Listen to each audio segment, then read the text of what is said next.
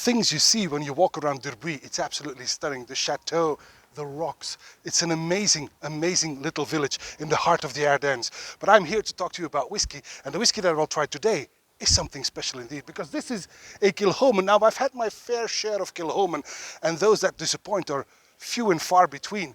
But this one is a bit special for two reasons. The first reason, it's a 13 years old. There's not many 13 years old Kilchoman around nowadays, you know. They just aren't at that age yet. So this is one of the very first casks that was laid down way back in 2007. Now this, for the second reason why this is special, is this is a private cask. And it's a private cask for Max and Julia. I don't know who Max and Julia are. And it's not that important, because I know the person who owns the cask, the dad of Max and Julia. Anyway, when he said, Mark, this cask will blow you away, I bought a couple of bottles immediately, because I know that this dude knows a few things about whiskey. So I was kind of, there was no doubt in my mind that this was going to be a good whiskey. Now, as you can see, I haven't tried it yet. I just opened up my bottle, so I'm quite excited, just as excited as you are, especially because this is bottled at 55.5% ABV. Wow. A single bourbon cask from 2007, bottled in 2020, September 2020. For Max and Julia. Right, Max, Julia, this one is for you. Let's give this one a go. A Kilchoman, 13 years old, 2007, bourbon cask at 55.5% ABV on the nose.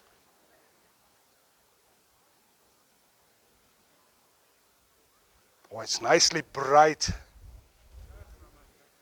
It's fatty. It's fatty. It's creamy isn't the word. It's more like fatty on peat, definitely peat. Some brackish water, some motor oil, some capers. This is very maritime, if you know what I mean.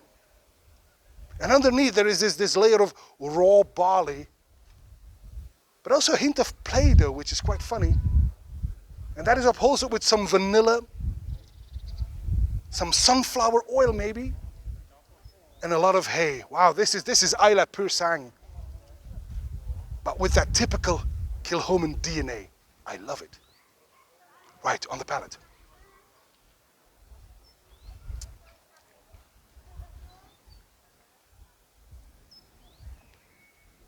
Oh my God. He was not kidding. This is, wow, this is sturdy arrival, surely, but not scorching. It does not need water, in my opinion. It's got the perfect strength. It is bright. It is clean on sweet malts. I get tons of black pepper here. I get a lot of wood spices, but then you can even taste the caramelized inside of the cask, more or less, if you know what I mean. Those typical sweet notes from charred wood. Oh, this is good. It gives it a lovely sweetness indeed. And there is this nice smoke development that makes the mouth completely warm. This is actually delicious. It's almost, it's white and yellow fruit, but with a big dose of wood spices. But it's just outstanding. This is very good on the finish.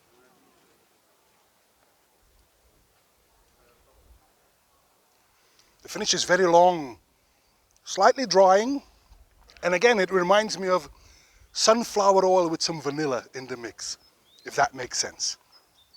Well, this is only the second Kilchoman out of some 50 that I've tried, let's say, that would score a 90 plus in my book, so that's saying something.